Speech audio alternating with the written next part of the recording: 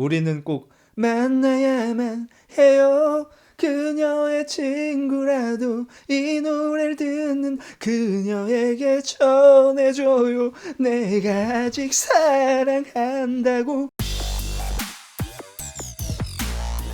안녕하십니까. 흑자일세 라이브 방송 보러 와주셔서 감사합니다. 오늘 방송이 좀 늦었죠? 오늘 슬픈 영화 리뷰를 하기로 했고, 세상의 중심에서 사랑을 외치다를 보고 와서 리뷰를 딱 하려고 했는데, 영화가 제 기억보다 좀 아쉽더라고요.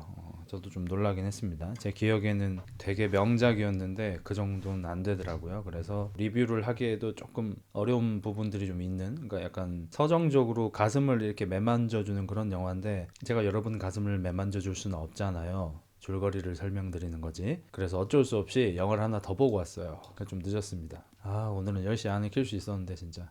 지금 만나러 갑니다를 하나 더 보고 와서 좀 늦은 점 고멘나 사이 하고, 대신 리뷰를 세중사 1시간, 지만갑 1시간 이렇게 두 편을 하도록 하겠습니다. 오늘 오랜만에 위로 우는 날. 우리 최근에 너무 아래로만 울었다. 위로 울자 오늘. 오늘 눈물 리미또 해제. 오늘만큼은 눈물 리미또 해제하겠습니다. 자, 오늘 리뷰는 좀 상세 리뷰는 아닙니다. 왜냐하면 두 편 다, 특히나 세중사는 약간 간질간질 몽글몽글 약간 요런 류의 영화인데, 여러분은 내가 여러분의 마음을 간지럽히고 몽글몽글하게 만드는 걸 원하세요? 호시 데스까? 아니실 거 아니에요. 그래서 그냥 대충 기승전결만 찍고 그냥 이런 영화가 어떤 영화다 요 정도만 그냥 찍고 갑시다. 우리 어떻게 생각하세요?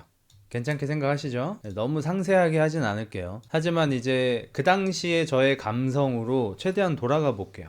오케이? 싫다면 우리가 뭘 할 수 있지? 하고 싶은 대로 하십시오. 고맙다.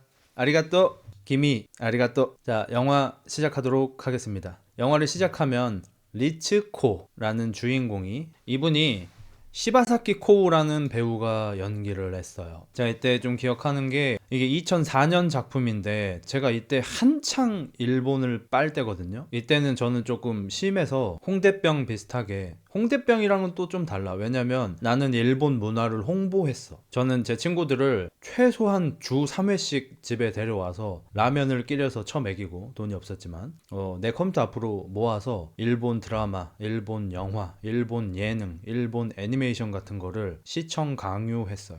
사실상 강제로 시청시켰어요. 제 친구들이 처음에는 씨발 X같다. 하지만 이제 걔들도 다 아지트가 필요하고, 또 제가 또 나름 말을 또 재미나게 하니까 나랑 같이 있고 싶으니까 같이 봐주긴 했어.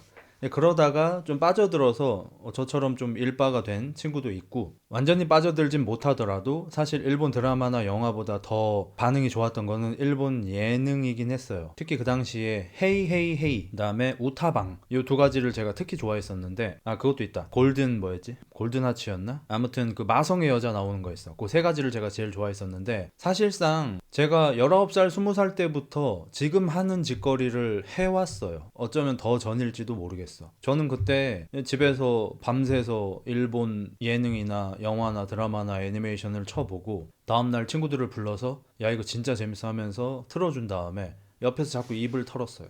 이건 이거야, 저건 저거야, 이런 식으로. 아는 거 나오면은 스페이스바로 멈춘 다음에 이건 이거야, 저건 저거야, 이렇게 알려주면서. 그러니까 사실상 저는 준비된 유튜버였다라고 생각을 해요. 저도 몰랐는데 그랬더라고. 존나 옛날부터 이렇게 살았어 그냥 나는. 그러니까 너네는 그냥 우리 집에 강제로 불려온 친구인 거야. 오늘 볼 작품은 세상의 중심에서 사랑을 외치다야. 그럼 너네가 싫은데 좀 딴 거 보고 싶은데 액션 이런 거 없냐?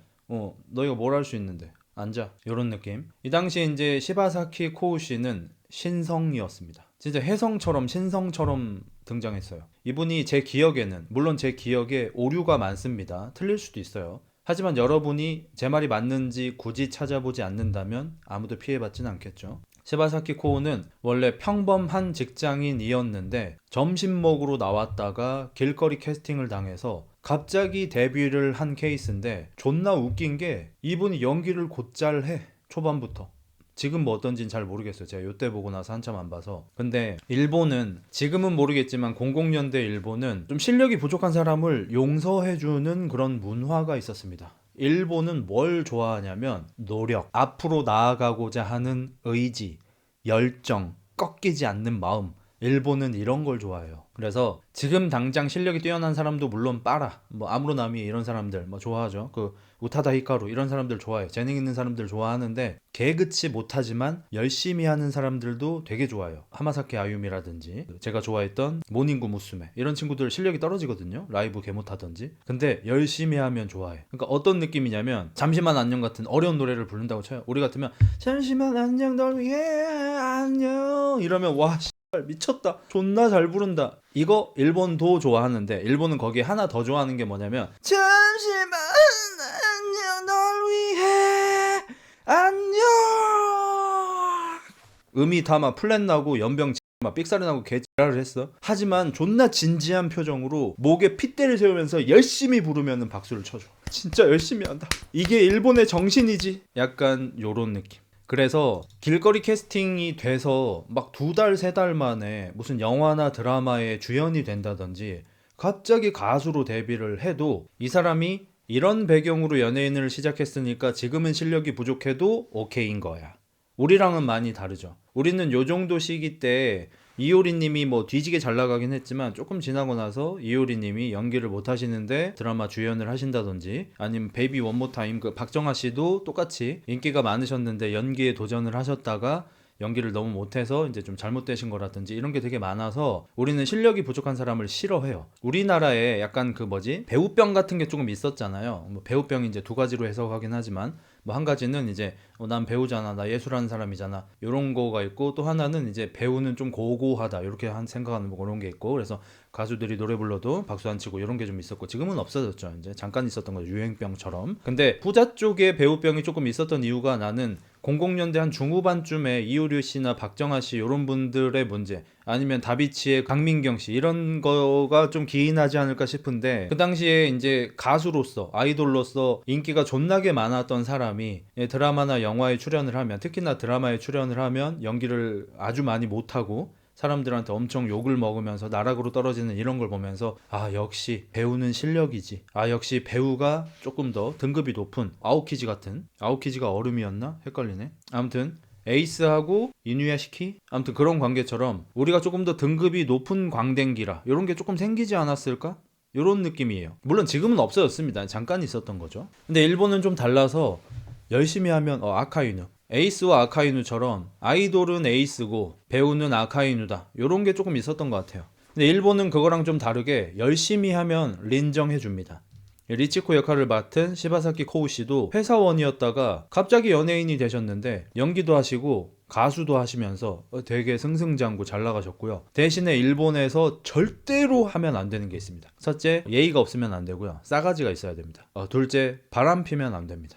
요 2개는 금기. 보통 이 2개 때문에 나락을 갑니다. 일단 일본은 되게 웃기긴 한데 개그맨들 보면은 좀 안 그런 것 같긴 한데 어쨌든 굉장히 예의 있어야 하고요. 좀 내가 낸데 같은 걸 엄청 싫어해요, 일본이. 그리고 또 하나 이제 가장 많이 일본 연예인을 나락 보낸 게 이제 바람이죠.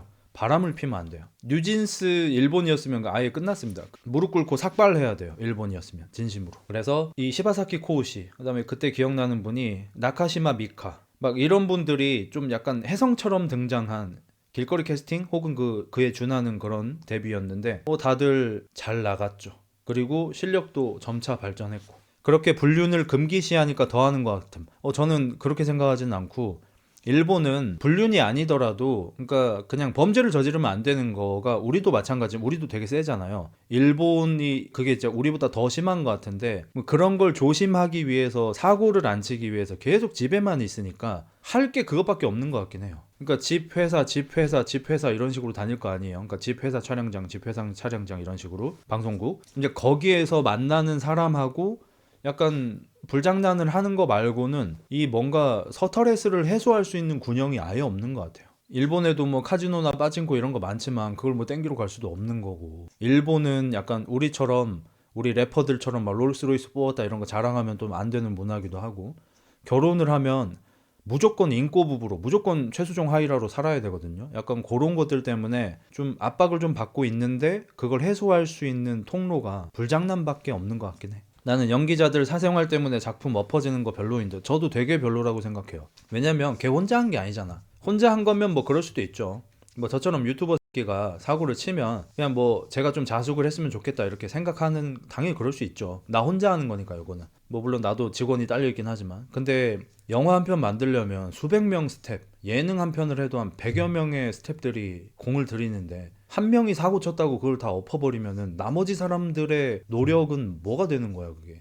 그렇게 보기엔 일본은 배우들 말고도 불륜이 그냥 많음. 우리나라랑 1, 2등 다투지 않을까? 불륜 우리도 많아. 뭐 헐리우드도 많고. 헐리우드 뭐 대놓고 한다고 해서 불륜이 아닌 건 아니잖아. 그러니까 우리나라가 일본을 약간 성진국이라고 부르고 미국도 이제 되게 성적으로 자유롭다고 생각을 하잖아. 근데 옛날에 미수다 때부터 나온 얘기지만 우리나라에 온 외국인들이 하나같이 놀라는 게 여기는 이렇게 러브 모텔이 왜 이렇게 많냐. 그런 얘기 다 하죠. 우리나라도 불륜 많이 해. 형은 불륜은 하지 마자. 나는 이제 기능적으로 안 돼. 그러니까 나한테 불륜은 맞짱 같은 거야. 하고 싶어도 못 해. 기능이 안 돼. 아 진짜 기능이 안 돼. 너 와봐.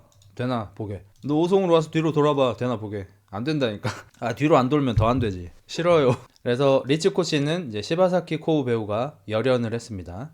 그리고 아키 배우, 이분에 대해서 이제 할 말이 많은데 나가사와 마사미, 솔직히 말씀드리겠습니다. 이 당시에 별로 안 좋아했습니다.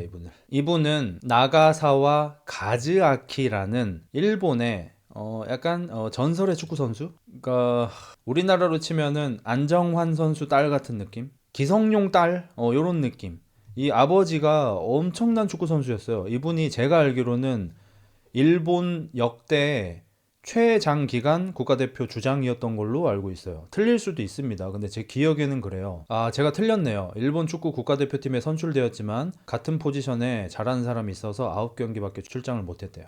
나 왜 이렇게 기억하고 있었지? 제가 잘못 기억했습니다. 그냥 국가대표를 해봤도르 정도 되네요. 국가대표 9경기 뛰었습니다. 근데 어쨌든 뭐 국가대표까지 뛰었던 잘 나가는 축구 선수의 딸입니다. 그래서 이 딸분은 이제 데뷔할 때부터 상당히 이제 화제였고 외모가 굉장히 뛰어나신 분입니다. 약간 우리나라로 치면은 닮진 않았는데 약간 설현 씨랑 느낌은 좀 비슷한 것 같긴 해요. 둘 다 키가 크고 팔다리가 막 길쭉길쭉하고 약간 시원시원한 이런 느낌? 저 이번에 세상의 중심에서 사랑을 외치다를 다시 보면서 가장 놀란 게 나가사와 마사미의 팔다리 길이였습니다. 피지컬 진짜 존나 좋더라고요. 깜짝 놀랐어. 이 사람이 프로필상 168로 나오는데 절대 168 아닐 겁니다. 키를 줄였을 거예요. 일본은 키가 큰 여자를 별로 좋아하지 않아서 도망치는 건 부끄럽지만 도움이 된다. 여자 주인공 이름 뭐였지? 가키짱. 아라가키 유이. 아라가키 유이나 이런 사람들도 그렇고 키를 줄여요. 아라가키 유이는 누가 봐도 키가 한 175는 되는데 170인가로 줄이고, 요 나가사와 마사미 이분도 제가 봤을 때 한 172 정도 될 것 같은데 168로 줄여서 활동합니다. 그리고 팔다리가 진짜 길더라. 그냥 키가 큰 게 아니고. 그 다음에 이제 사쿠 역할을 맡은 배우는 영화 킹덤 있죠. 일본 영화 킹덤 아세요? 이거 만화 원작인데 일본 만화 킹덤이라고 있어요. 중국의 그 전국시대 그 진시 황제가 이제 진나라를 세우는 그 스토리 나오는 거 저도 한 반 정도 봤는데 여기에서 왕기 역할을 맡으셨어. 제가 또 왕기를 좋아하거든요. 왕기가 진짜 로망 뒤졌지 진짜. 오사와 타카오라는 배우고요. 키가 181이시고 이때 킹덤 맡으려고 어깨하고 팔 운동을 급하게 열심히 딱 하신 것 같더라고요. 그래서 뭐 얼추 나왔습니다. 얼추 각이 나왔어요. 사진 한번 보여드릴까요? 이걸 세상의 중심에서 사랑을 외치다에서 남자 히로인 역할을 맡으신 배우이십니다. 이거 보고 보면 웃겨가지고 눈물이 안 나올 것 같긴 한데 왕기 대장군이죠. 이제 주인공에게 대장군이 되고 싶다는 꿈을 갖게 만들어준 대장군의 대명사, 우리의 왕기 장군. 근데 진짜 닮아가지고 존나 웃기기는 닮았어요. 나중에 킹덤 뭐 기회가 되면 한번 뭐 리뷰를 해보든지 할 텐데 닮았습니다. 저거 생각나면 몰입 방해됨. 어쨌든 사전 설명 마쳤습니다. 사전 설명에 25분 소요했네요. 미안합니다. 제가 말이 많아가. 근데 걱정하지 마세요. 세상의 중심에서 사랑을 외치다의 더 높은 비중은 과거고요. 과거의 아키가 아니고 사쿠는 다른 사람이에요. 애예요, 애. 어린애들. 주인공 애들은 18살이에요. 17살이라고 보는 게 맞아요. 그러니까 만 나이로. 고2예요, 고2. 자, 이제 진짜 시작합니다. 영화를 시작하면 리츠코가 곧 있으면 결혼을 하게 돼서 짐 정리를 하고 있습니다. 그러니까 남편하고 살 집은 이미 마련이 됐어요. 뭐 당연히 남편이 집은 남편이 해와야죠. 그래서 본인의 짐을 싸서 서로 남편 집, 그러니까 신혼집 쪽으로 옮기고 있는 중이에요. 그러니까 한 방에 나중에 이삿짐 센터를 부르겠지만 그 전에 뭐 좀 잔잔바리라든지 부서지기 쉬운 거라든지 좀 이렇게 고가의 귀중품 같은 거는 미리 좀 옮겨 놓잖아요. 그런 작업을 하고 있었는데 어디 먼지 쌓인 서랍 박스 안 같은 데에서 카세토 테이프가 나온 거예요. 이 영화가 2004년작인데 2004년이면은 MP3 시대죠? 맞는 것 같아요. 그 아이팟 안 나온 것 같아요. 아직 아이팟이 대충 2005년 이후에 나온 것 같아. 아이리버, PMP는 나 고딩 때긴 한데 이때 뭐 거원 뮤직, 아이리버 막 이런 거 유명할 때 뭐 물론 삼성이나 LG도 냈던 것 같고, 그래서 이때 이미 파일로 CD 플레이어도 이제 잘 안 듣고 카세트에서 CD 플레이어에서 MP3로 이미 넘어왔고, MP3도 지금 끝물이 되어가고 있는 그런 느낌? 뭐 물론 핸드폰 때문에 이제 저것이 되죠. 그래서 이런 상황이니까 카세트 테이프는 지금 듣지 않는 거죠. 뭐 어떤 추억의 물건이겠죠. 이게 뭐지 기억이 안 나는 기라. 근데 뭔가 중요한 걸 것 같은 거야. 그래서 얘가 다리에 장애가 있어요. 한쪽 다리에 장애가 있어서 걷긴 걷는데 좀 쩔뚝거리면서 걷거든요. 쩔뚝쩔뚝 시내에 나와서 다이소 같은 데 가서 카세트 테이프 플레이어를, 워크맨을 하나 사서 카세트 테이프에다가 넣고 길바닥에서, 뒤에는 곧 있으면 크리스마스라 크리스마스 트리가 이렇게 있었는데 카세트를 한번 들어봅니다. 근데 거기에서 와타시 저또 죽을 것 같아. 리츠코는 어떤 기억이 났는지 갑자기 눈물이 왈칵 나옵니다. 눈물이 막 그렁그렁 맺혀가지고 흔들흔들해요. 무슨 일일까? 그 길로 바로 어딘가로 떠납니다. 리츠코의 약혼자는 사쿠는 훤칠한 회사원이고요. 집에 왔더니 원래 집에 이미 이제 동거 중이야. 그래서 예비 신부가 있어야 되는데 리츠코 없어. 뭐지? 어디 갔지? 잔뜩 예뻐해 주려고 했더니 근데 테이블 위에 메모지가 하나 있는 거야. 메모지를 이렇게 탁 봤더니 나 잠깐 어디 좀 갔다 올게. 걱정은 하지 마. 리츠코. 이렇게 써 있는 거야. 리츠코는 단 한 번도 일해본 적이 없어. 되게 얌전하고 조용한 친구고 아무래도 다리도 아프고 이러다 보니까 자기한테 말도 안 하고 어딘가로 갑자기 사라지는 일이 사귀는 동안 단 한 번도 없었어. 그래서 약간 걱정이 됩니다. 거기에다가 특히 TV를 켜봤는데 TV에서 곧 있으면 일본에서 29호 태풍 뭐 매미가 오는데 태풍 사이즈가 막 어마무시하다. 조심하셔야 된다. 막 이렇게 오는 거야. 일본을 지금 덮치고 있다. 좀 걱정되는데 해가지고 바를 하고 있는 친구한테 가서 리츠코가 지금 없어져가지고 참 걱정이야, 고민이야 했는데, 친구랑 같이 TV를 보는데 기상특보에서 길거리를 찍어주는 곳에서 자기 약혼 여인 리츠코가 우연히 찍힌 거야. 길거리를 쩔뚝거리면서 걸어가고 있는 게. 사람이 되게 많았는데 쩔뚝거리니까 눈에 잘 띄잖아요. 그래서 자신의 고향으로 갑니다. 왜냐하면 그 기상특보가 자기 고향 쪽 기상특보였어요. 얘들은 지금 도쿄에 사는데 도쿄가 아니라. 그래서 얘네들의 고향은 좀 시골, 어촌 시골이에요. 아주 깡촌입니다.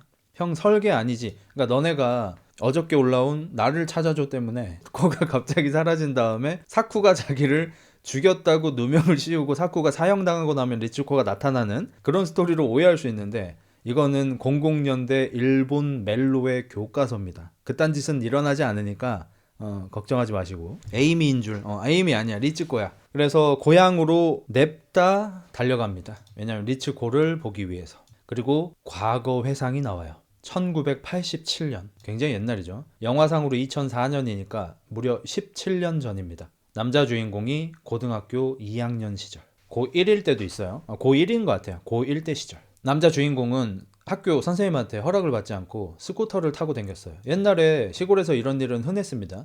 심지어 저는 4학년 땐가로 기억하는데 그때 이제 갑자기 친해진 친구가 한 명 있어가지고 무작정 걔가 놀러 오라 그래서 놀러 갔어. 근데 내가 생각하는 것보다 걔네 집이 너무 촌인 거야. 나도 촌인데 버스 정류장에서 내려가지고 진짜 30분 이상 걸어서 올라가야 되는 그런 시골에 사는 친구인 거야. 그 마지막 정류장에서. 그래서 가는 길에 좀 놀랬거든 내가. 근데 걔네 집에서 이제 실컷 놀고 밥도 먹고 나 이제 집에 간다고 딱 나오는데 이 새끼가 내가 태워줄게 이러는 거야. 초등학교 4학년인데 그 국민학교 때예요 우리는. 뭘 태워줘?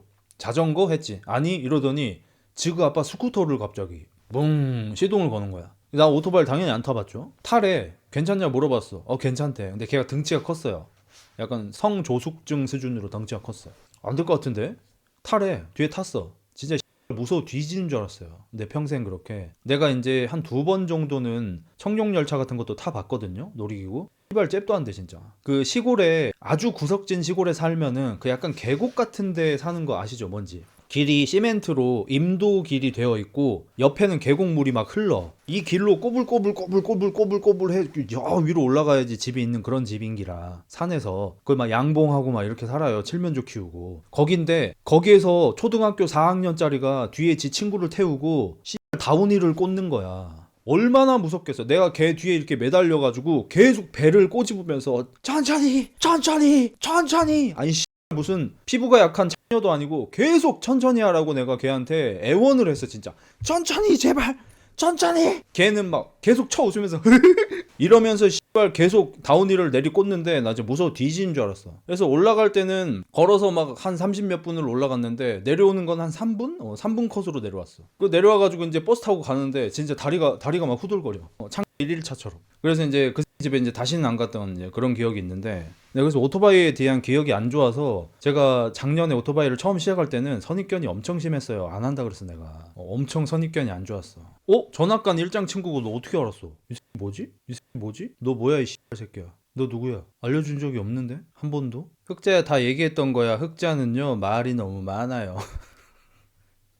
괜히 쫄았네. 얘기했던 거잖아. 이게 태고 댕기고 있었는데 어느 날 문방구에서 이제 쥐포 한 마리 처먹고 집에 가려고 이제 딱 시동을 걸려고 하는데 저쪽에서 어떤 옷구슬 굴러가는 소리로 싸끄 여자 주인공 아키입니다. 존나 예뻐요. 존예녀야. 아? 하고 쳐다봐. 그러니까 사쿠가 애칭이에요. 아키는 이름인데 사쿠는 애칭이거든. 뭐 원래 사쿠라바 히데요시 뭐 이런 거겠지. 내 애칭을 부를 여자가 있을 리가 없는데 하고 봤는데 우리 학교 일장 이쁜녀 아키가 자기를 부르는 거야. 안 친해요. 그러니까 이제 막 같은 반이 되었지만 인사도 해본 적이 없는 사이야. 학기 초야. 근데 사쿠 이러는 거야. 그래서 뭐야? 걔가 막 그 여고생 일본 여고생 특유의 이렇게 손 뒤로 하고 걸어오는 거 있지. 이렇게 걸어와가지고 스쿠터까. 사쿠는 이때 드는 생각이 하나밖에 없었어요. 이 학교에다가 일을 하나 보다. 내가 원동기 면허가 없는데 지금 타고 있는 거거든. 꼰지르려고 하니까 지가 하더니 자기 태워달래. 지 맘대로 스쿠터 뒤에 딱 타. 그래서 뭐야 하는데 자 가방을 줘. 가방도 네가 들으래. 하고 이제 스쿠터 뒤에 타가지고 뭐 어디 집에 데려다 줘? 바닷가 가고 싶대. 뭐 바닷가는 가까워요. 어촌이니까. 방파제 가고 싶대. 방파제까지 달렸어. 거기서 바다 이렇게 보고 해 져가는 거 이렇게 쓱 보더니 이제 집에 가재. 그래서 알았어 하고 이제 집에 가려고 이제 다시 스쿠터를 태워주면서 얘네 집까지 데려다 주려고 하는데 난 그냥 걸어갈래. 왜? 너네 집 우리 집이랑 반대편이잖아. 어떻게 알았어? 근데 오늘 왜 나한테 스쿠터 태워달라 그랬어? 당연하잖아. 너랑 얘기하고 싶으니까. 이게 사쿠와 아키의 첫 데이트였습니다. 참고로 아키는 사쿠하고 키가 비슷해요. 그 정도로 키가 크고 키 한 170 정도 둘 다 고등학교 1학년이고 얘는 학교 육상부이고 우등생이고 이쁘고 키도 크고 팔다리도 길고 날씬하고 집도 좀 부자예요. 중산층이에요. 사쿠는 그냥 평범한 천민이고. 그래서 아키는 누구나 선망하는 어떤 남자든지 짝사랑할 만한 그런 학교 퀸카인데 얘가 먼저 사쿠한테 이거 뭐 원동기 태워줘 어쩌고 저쩌고 너랑 얘기하고 싶었으니까 막 이렇게 하는 거야. 이거는 사실 20대 때 이런 일이 일어나면 사쿠의 내장을 가져가려는 거거든요. 근데 17살이잖아. 17살인 아키가 무슨 조선족하고 연계해가지고 사쿠의 뭐 내장을 가져갈 리는 없잖아. 사쿠는 의심스럽긴 했지만 사쿠도 사실은 아키를 이미 짝사랑하고 있었기 때문에 점점 스며들기 시작합니다. 그렇게 이 둘이 이제 매일 같이 하교하는 사이가 됐어요. 오토바이 타고. 그러던 어느 날 또 이제 열심히 놀고 스쿠터를 이제 집까지 태워다 주는데 아키가 갑자기 뒤에서 스타프 멈췄어. 근데 옆에 가게 그 윈도우가 있잖아. 쇼윈도우에 가서 뭘 이렇게 보는 거야. 여기 완전 개깡촌인데 전자기기 파는 데가 용케 하나가 있었어요. 완전 촌이에요. 가서 이렇게 유심히 보는 거야. 뭔데? 하고 보는데 워크맨 출시. 1987년에 워크맨 2가 출시가 됐어요. 소니 이때 씨발 진짜 하늘을 나르는 기업이었습니다. 소니가 여기 80년대에 진짜 온 우주를 집어삼킬 기세의 기업이었고 00년대에 이제 한번 개처망했다가 최근에 이제 다시 올라오고 있죠. 워크맨. 남자애가 약간 가오를 세우면서 야 얼만데 312만 원 10만 원이네 씨. 32,000엔이에요. 그러니까 뭐 지금 기준으로 쳤을 때 대충 350만 원인데 아 미안하다 350이 아니고 35만 원 쏘리 35만 원인 거야. 그러면 1987년에 35만 원이면 솔직히 지금 기준으로 하면 한 500돈 하는 거예요. 진짜로 한 500만 원 하는 거야. 이걸 어떻게 사? 310이 아니고 잘못 말했어. 32만 원. 그러니까 한 대충 한 35만 원 해요. 근데 87년이야. 얼마겠냐고 지금. 한 500만 원 하는 거야. 살 수가 없잖아. 중산층인 아키조차도 이걸 아빠한테 사달라고 할 수가 없어. 근데 아키가 사쿠한테 얘기합니다. 이거 근데 별이 빛나는 밤에 사연 채택되면은 이거 준대. 아 진짜? 그런 게 있어?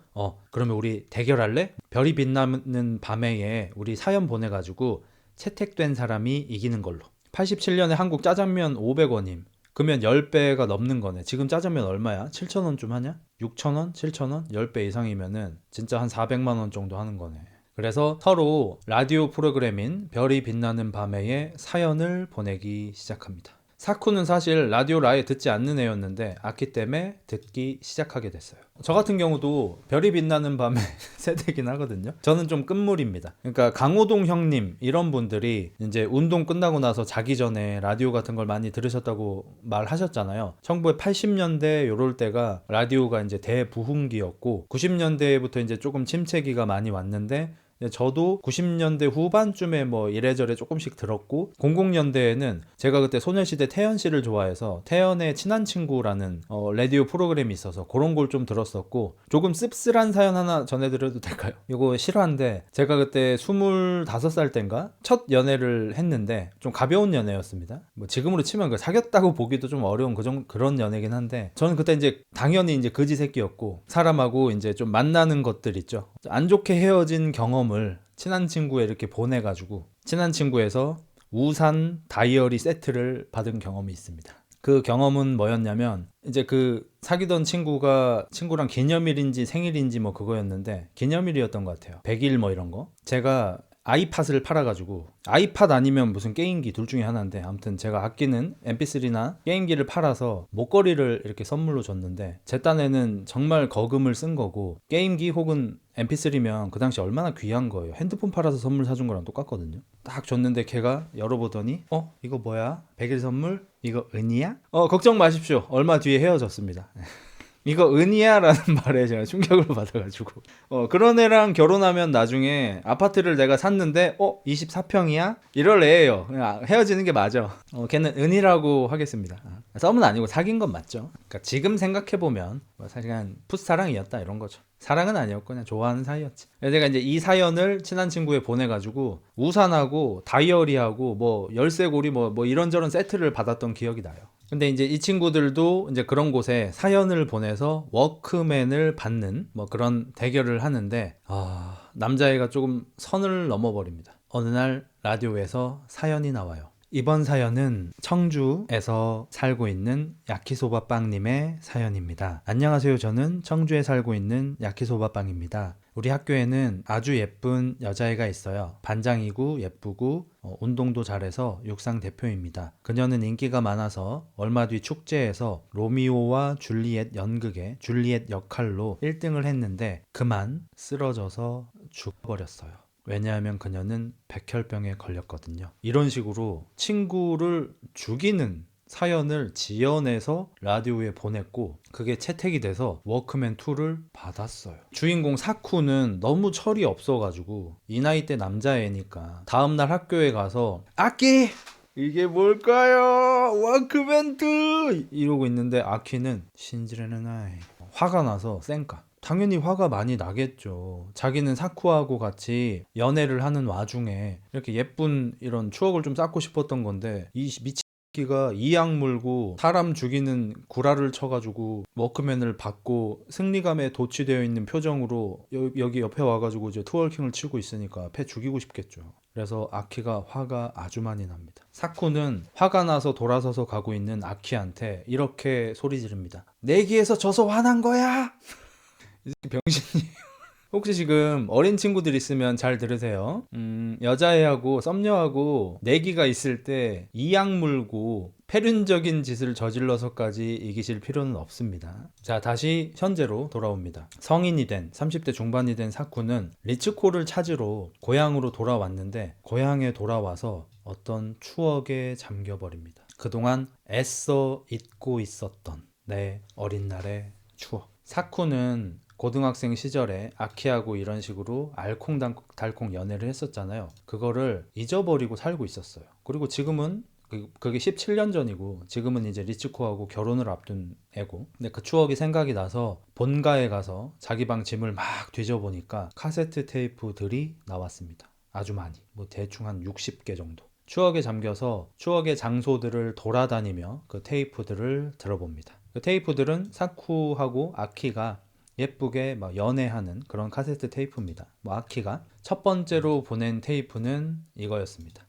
네, 신지대 사쿠. 지금 널 보면 무시하거나 귀싸대기를 때려버리고 싶으니까 카세트 테이프로 나의 마음을 전달할게. 사람이 아픈 게 장난이야? 백혈병으로 사람이 죽는 게 장난이야? 씹년아. 진짜 그딴 짓 하지 말고 사람 새끼처럼 살아.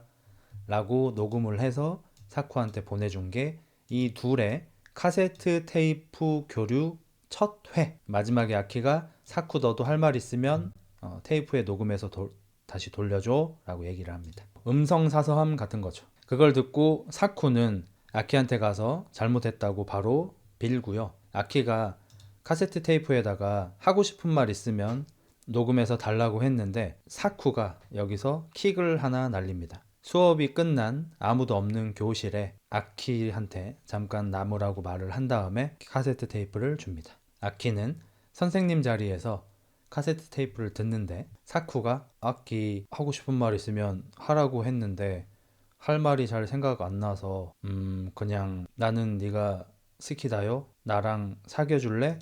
라고 박아버려요. 그리고 아키가 얘기합니다. 이요. 그동안도 사실 약간 사귀는 사이였는데 이제 공식적으로 1일 흑히 공식적으로 사귀게 됐어요. 그리고 이 둘은 유메지마 꿈섬이라는 곳에 놀러 가기로 합니다.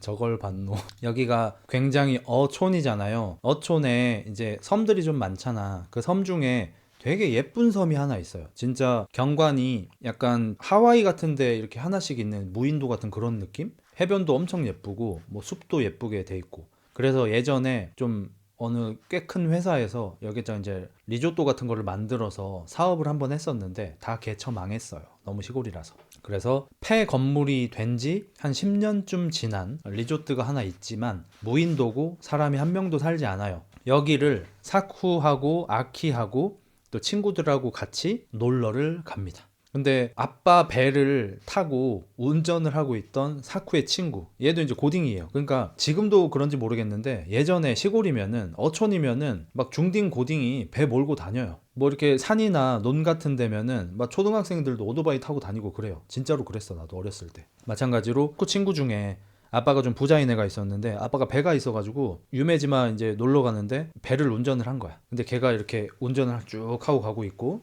사쿠하고 아키가 타고 있고, 근데 그 애가 사쿠한테 이러는 거야. 야, 너 이러다가 플라토닉 사랑한다. 너 설마 플라토닉 사랑하고 싶은 거야? 아니지, 만지고 싶지? 아키가 얘기해요. 멀리 있었어. 근데 누구야? 뭐 같이 온다는 누구랑 누구는 언제 와? 걔들 지금 육지에서 장 보고 있어. 너네 먼저 내려주고 내가 갔다 올 거야. 그래? 근데 작전이었어. 사쿠의 친구가 금태양이었는데 사쿠를 되게 좋아했어. 그래서 사쿠가 아키하고 첫 키스조차 하지 못하는 걸 보고 자리를 맹글어주기 위해서 무인도에다가 사쿠하고 아키를 떨궈 놓고 그냥 집에 가버려. 그래서 배를 타고 그냥 가버리니까 아키가 처음엔 좀 당황해. 근데 뭐 나쁘지 않을지도, 나도 나름 준비했어. 또 일본은 또 빠르니까 우리보다. 그래서 사쿠하고 아키가 즐겁게 놉니다. 그리고 아키는 애초에 알고 있죠. 사쿠가 자기한테 강제로 못된 짓 같은 거 하지 않을 애라는 걸. 그래서 이제 여기서 그냥 뽀뽀 정도 한번 하고 그냥 그 정도에서 심하이. 그리고 여기에서 이제 오래된 레조트가 있었다 그랬잖아. 버려진 사진기가 하나 있었어요. 필름 사진기. 디카가 아예 존재하지 않는 시절입니다.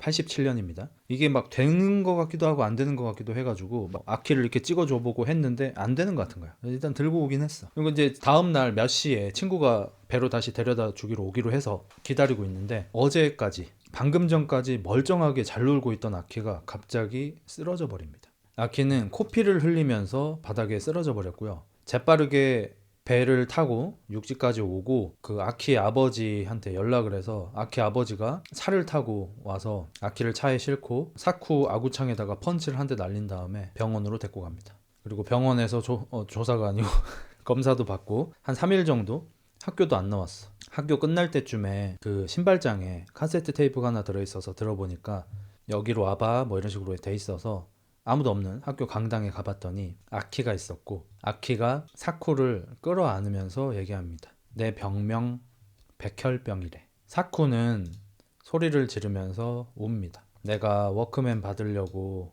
거짓말한 거 그것 때문에 네가 아파진 거야. 아키는 괜찮다고 합니다. 아니야, 그냥 운명인 거야. 그리고 나는 절대로 안 죽을 거야. 날 믿어. 근데 이게 2004년 이 당시에 이제 우리나라도 뭐 가을 동화, 겨울 연가 뭐 이런 것처럼 여자 주인공들이 특히 백혈병 같은 걸로 좀 많이 죽었어요. 그러니까 여러분 00년대는 일본하고 한국은 백혈병이 감기 같은 거라고 생각하시면 돼요. 근데 치사율 100%. 실제로 백혈병은 정말 심각한 병이고 참 사람이 가족들이 힘든 그런 병인데 이 당시 00년대 일본과 한국의 멜로물에서는 여자 주인공 3명의 1명이 백혈병이었어요. 거의 감기예요. 여자 평균 수명 20대 시대. 이 당시 한국 노래도 사람 다 죽였지. 이 당시 한국 노래도 사람을 죽이거나 뭐 김경호 형님 엘리제 오늘 네가 와 얼어버린 국화를 안고 무덤에서 국화를 가지고 나를 보러 오는 연인을 보는 뭐 그런 노래라든지 내 여자친구가 바람나서 딴 남자한테 떠났는데 금태양한테 부르는 노래 차라리 내 심장을 가져가세요. 그녀는 돌려주세요. 심장을 원하면 그대가 가져요. 심장을 가져가면 여자가 돌아오는 게 무슨 의미가 있는지 모르겠어. 이때는 그냥 다 죽을 때였어요. 그리고 우리 고등학교 때도 엄청 유행했던 남자들이 오히려 좋아했던 이게 그러니까 영포티 감성인데 다 줄 거야. 다 줄 거야 내 남은 모든 사랑이. 이 80년대 남자들은 일단 다 줘야지 직성이 풀려요. 여자한테 뭐든 뭐 다 주고 재산도 주고 마음도 주고 바람을 펴도 바람 핀 상간남한테 가서 무릎 꿇고 제발 그녀를 돌려주세요 막 무릎 꿇고 빌고 막 이런 때예요. 그러니까 여러분이 버겁겠지만 좀 견뎌주세요. 아니면 이때가 차라리 좀 낫지 않나? 조금 더 지나면 약간 음흉한 시대로 바뀌거든요. 네가 웃으면 나도 좋아 이런 거 있잖아요. 뭐 친구가 나랑 내가 좋아하는 여자애 근데 그 여자는 날 안 좋아해. 커피 한잔 하고 있었는데 친구가 너네 꼭 연인 같다 라고 했을 때 넌 웃었고 난 밤지 새웠지 네가 웃으면 나도 좋아 이 할 때 음흉의 시대로 바뀌거든요. 재밌어 이때 이 가요 흐름 같은 거 보면. 그리고 여자친구가 해요 나오네. 여자친구가 학을 띄고 도망갔어. 잠수 이별 당했어. 남자친구가 너무 싫어서 그냥 말도 없이 사라져버렸어. 그랬을 때 남자 이 년 사랑은 했다 이 같은 년아 이러고 있는 게 아니야. 그녀는 대체 어디 갔을까요? 그녀가 어디 있는지 제발 좀 알려주세요. 우리는 꼭 만나야만 해요. 그녀의 친구라도 이 노래를 듣는 그녀에게 전해줘요. 내가 아직 사랑한다고. 잠수 이별 당하고 나서도 제발 돌아오라고. 그녀가 잠깐 헷갈려서 길을 잃어서 돌아오지 못하는 거라고. 이 할 때 감성이니까 이해 구다사이. 버거워도 이해해. 요때 일본이나 한국이나 다 똑같았어. 멜로디는 좋은데 가사가 찐따 같네. 제목이 해요거든. 차라리 우리는 붕가붕가 해야만 해요. 네가 하기 싫으면 네 친구라도 불러 반드시 해야만 해요. 뭐 이랬으면 좀 나았을지도. 이렇게 이제 악기는 백혈병이니까 병원에 입원을 하게 되고요. 사쿠는 병문안을 오면서 악기를 조금씩 볼 수는 있지만 이 둘은 서로 또 카세트 테이프 나누기를 계속해서 합니다. 사쿠는 카세트 테이프를 직접 병원으로 가서 가져다 주고 아키는 초등학생 애기한테 시켜가지고 왔다 갔다를 좀 한 거예요. 그리고 이때 예전에 유메지마에 가서 카메라 하나 이렇게 갖고 온 적 있잖아요. 그것도 현상을 해봤더니 그 사람이 사진을 되게 잘 찍는 사람이었나 봐. 그리고 여기 전에는 호주에 놀러 갔다 왔나 봐. 그래서 울룰루라고 하는 전 세계에서 가장 큰 바위가 있어요. 호주에. 그 바위가 거의 산처럼 큰데 하나 온체의 바위예요. 그래서 기네스북에도 올라와 있는데 그 사진을 보고 아키는 좀 반하게 됩니다. 이제 원래부터도 좀 이렇게 도전 정신이나 이런 진취적인 이런 게 좀 있는 친구였는데 병원에서 옴짝달싹 못하게 되니까 어딘가로 좀 떠나고 싶은 여행하고 싶은 그런 마음이 좀 일었을 것 같고 거기에다가 약간 이렇게 운명처럼 이 울룰루 사진을 보게 되니까 거기에 대해서 좀 찾아보니까 지구의 배꼽이라고 불린다 뭐 세상의 중심이라고 호주 원주민들은 얘기한다 이런 걸 듣고 굉장히 가고 싶어 합니다. 사쿠는 그 얘기를 듣고 그래 같이 가자 우리 같이 가자 라고 약속을 하지만 아키의 머리가 빠져가기 시작합니다. 거울을 보고 이렇게 머리를 이렇게 쓸고 있었는데 머리가 이제 한 움큼 빠져버린다든지. 근데 이 와중에 사쿠는 아직도 어려서 아키가 병원에서 백혈병동에서 또래 남자랑 친구가 된 거를 질투를 해요. 뭐 걔랑 왜 이름 불러? 일본은 안 친하면 성 부르거든요. 친해야 이름 부르는데 걔도 너한테 아키라고 하던데 그래서 너 질투하는 거야? 에이 말하면서 놀리기만 하고. 근데 사쿠는 그 정도로 조금 아직 현실 감각이 좀 없어요. 당연하죠. 고등학교 1학년인데 뭐라고 해. 아무튼 얘들은 같이 호주를 가기로 약속을 했으니까 여권을 만들기 위해서 또 사진관에 가서 여권용 사진을 찍는데 아키가 엊그저께 머리가 한번 빠졌었잖아. 이제 죽음에 대해서 조금씩 생각하기 시작했거든요. 이 사진관에 이 아저씨는 옛날부터 결혼 사진을 많이 찍으셨었는데 그 사진을 보고 갑자기 잊혀지는 게 너무 무서워 라고 하더니 사진관 사장님한테 우리도 이렇게 결혼 사진 찍어주실 수 있어요? 라고 물어보는데 사장님이 뭐 그래 너희한테는 진 빚도 있고 빚이 뭐냐면 사쿠하고 아키가 이 사중간에 한번 놀러 온 적이 있었는데 그때 여기 사장님이 부탁을 했어. 사장님이 한 5, 60대쯤 됐었는데 너네 학교 교장 선생님 엊그제 돌아가셨잖아. 여자분. 예. 그 사람이 내 첫사랑이거든. 에? 근데 그 사람하고 나하고 되게 잘 될 뻔했는데 전쟁이 났어. 나는 전쟁에 참전해야 했지. 전쟁에 갔다 와 보니까 그녀는 이미 다른 사람이랑 결혼을 했더라고. 하지만 나는 평생 동안 그녀를 잊지 못했어. 결혼도 하지 않고 이렇게 살았지. 그래서 내가 소원이 하나 있는데 그녀의 유골함에서 유골을 조금 가져다 줄 수 있겠니? 만약에 내가 그런 짓을 하면 바로 감옥에 가겠지만 너네는 촉법이잖니. 오네가이시마스 해서 얘들이 진짜로 유골을 조금 가져다 줘요. 한 조각 가져다 줍니다. 한 조각 조그만. 이 아저씨는 그걸 정말 조심스럽게 받아들고 막 눈물이 글썽글썽합니다. 그러니까 그 정도로 이 사람한테는 인생의 사랑이었던 거죠. 원래 사쿠는 이제 그거를 안 하고 싶었는데 아키가 하자 해서 했거든요. 왜냐면 로맨틱하다고 멋있다고. 그러니까 아키는 약간 그런 성격이에요. 그래서 이거를 저는 드라마로 처음 봤었거든요. 뭔지도 모르고 이제 봤었는데 뭐 슬픈 건지 뭔지 하나도 모르고 봤었어. 그래가지고 처음에는 그런 에피소드라든지 등에서 사랑이나 죽음에 대해서 이야기가 나오면은 사쿠는 맨날 뭐 죽으면 끝이지 뭐면 뭐지 이런 식으로 말하고 아키는 죽어도 기억되면 영원히 있는 거 아닐까? 사진으로 남기면 영원할 수 있지 않을까? 아, 너무 로맨틱하다, 멋있다 이런 식으로 얘기를 해서 사쿠가 죽나 이 생각도 중간에 살짝 했었어요. 근데 이제 아키가 병에 걸린 거죠. 어쨌든 이 둘은 사진관 사장님이 드레스하고 양복도 빌려줘가지고 결혼 사진을 찍습니다. 사진관에 여전히 걸려 있습니다. 17년이 지난 지금도. 아키한테 이제 며칠 정도 면회 금지가 있었고 한 일주일쯤 뒤에 사쿠가 병문안을 찾아가니까 아키는 이제 머리가 다 빠져버렸습니다. 근데 아키는 되게 용감하게 눈물을 흘리거나 슬퍼하진 않고 애써서 웃으면서 사쿠한테 얕짰다 이렇게 돼버렸다 하면서 이제 멋쩍게 울고요. 사쿠 역시 아키 앞에서 울기 싫어가지고 아키 앞에서는 안 울고 밖에 나가서 막 울고 들어오고 막 이런 좀 슬픈 씬들이 좀 있고요. 사쿠는 자기가 죽는 건 무섭지 않은데 잊혀지는 게 너무 무섭다라고 말을 했던 걸 기억하고 잊혀지지 않게 해주고 싶다는 마음에 혼인신고서를 작성해서 가져옵니다. 시간이 또 조금 얼마간 지나고요. 이 둘은 호주 울룰루 거기를 이제 가기 위해서 공항을 가는데요. 하필이면은 지금 현재에 온 것처럼 그때도 17년 전에도 29호 태풍이 와버렸어요. 그래서 공항에서 아파서 힘이 없는 아키를 겨우 부축해서 사쿠하고 아키가 도쿄행 비행기를 기다리고 있었어요. 도쿄에 갔다가 호주를 가야 해서. 근데 비행기가 전부 결항이 되었다는 방송이 나오고요. 사쿠가 안내 데스크에 가서 막 꼭 가야 해요 막 하면서 소리를 지르지만 경비들에 의해서 이제 내동댕이 쳐지고 아키는 또 그 모습을 지켜보다가 쓰러져 버립니다. 공항에서. 사쿠는 쓰러진 아키를 이렇게 끌어안고 괜찮아? 괜찮아? 이렇게 하는데 아키가 못 가는 거야? 라고 물어보고 사쿠가 오늘은 안 될 것 같아. 다음에 가자. 다음은 없어. 사쿠, 나한테는 다음은 없다고 하면서 아키가 병에 걸린 이후로 처음으로 화를 냅니다. 자기한텐 다음이 없다고. 이제 그렇게 아키는 안 그래도 아픈데 비까지 맞고 이래가지고 몸이 더 악화되고요.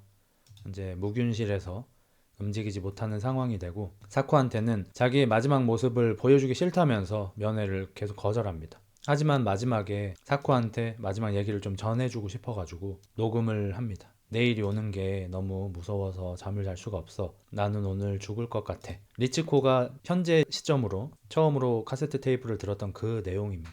이제 마지막 녹음을 하고 그 카세트 테이프를 역시 초등학교 여자애한테 부탁해요.